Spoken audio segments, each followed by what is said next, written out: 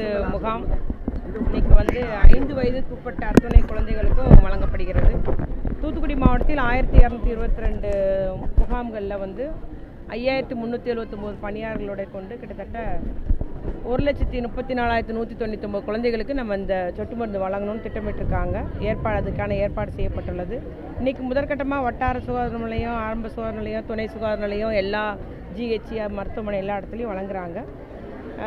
அங்கன்வாடி மையங்கள் எல்லாமே வழங்குறாங்க. அதுபோல் 18 சிறப்பு குழுக்கள் ஒரு மொபைல் குழுவும் இருக்குது. 128 நடமாடும் குழுக்களுமே கோயில் திருவிழா, தற்காலிக குடியிருப்புகள், பஸ் நிலையம், ரயில் நிலையம், எல்லா இடமே கல்யாண வீடுகள் நடக்கிற இடம், அந்த மாதிரி அங்கே உள்ள குழந்தைகள் எல்லாத்துக்குமே இன்றைக்கி இந்த போலியோ சொட்டு மருந்து வழங்கப்படுகிறது. நம்முடைய தமிழ்நாடு அரசு சிறப்பாக இதற்கு ஏற்பாடு செய்யப்பட்டுள்ளது.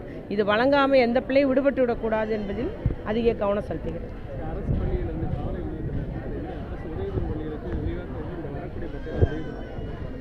அறிவிச்சாச்சு இல்லை பட்ஜெட்டில்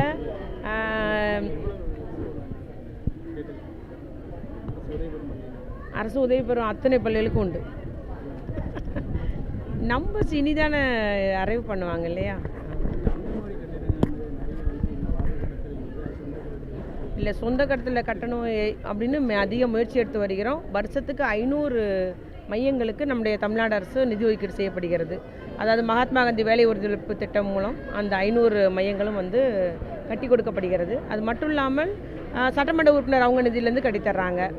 ஒன்றிய பொது நிதி, பஞ்சாயத்திலிருந்து எல்லா நிதிகளிலிருந்தும் இந்த அங்கன்வாடி கட்டிடத்துக்கு முன்னுரிமை கொடுக்கப்பட்டு வருகிறது. சில அவங்களுடைய சிஎஸ்ஆர் ஃபண்டு மூலம் கூட அங்கன்வாடி மையத்தை நமக்கு கட்டித்தர்றாங்க, புதுப்பிச்சு தர்றாங்க. எல்லா பணிகளுமே அங்கன்வாடி மையங்கள் எல்லாம் கட்டி கொடுக்கப்பட்டுள்ளது, நல்லா நவீனப்படுத்தப்பட்டுள்ளதுன்ற நிலையை உருவாக்கணும்னு தான் அரசு முயற்சி எடுத்து வருகிறது. சரி, நன்றி.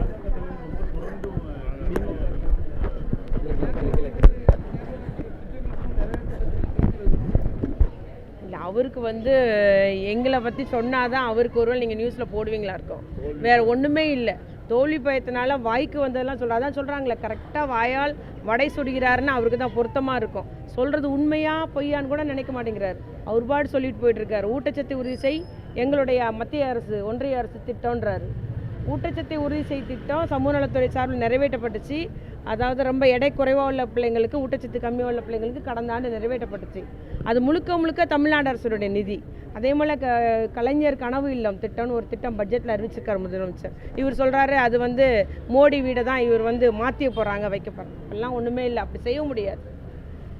இது கனவு இல்லம், கலைஞர் கனவு இல்லம்ன்றது 8 லட்சம் வீடற்ற அந்த குடும்பத்தினருக்கு வீடு கட்டி கொடுக்கும் திட்டம்.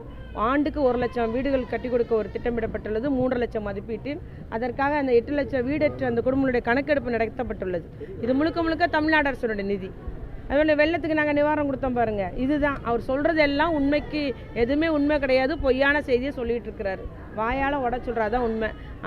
வெள்ள நிவாரணம் ஒரு சல்லி காசு கூட கொடுக்கல, நேற்று நிதி அமைச்சர் கொடுத்துருக்காரு.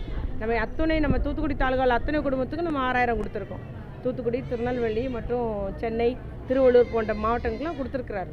அதனால் எல்லாமே அவர் எதையோ சொல்லிட்டு போயிட்டுருக்காருங்க. எல்லாரும் தானே கவனிக்கணும்னு நினைக்கிறாரு. அவ்வளோதான்.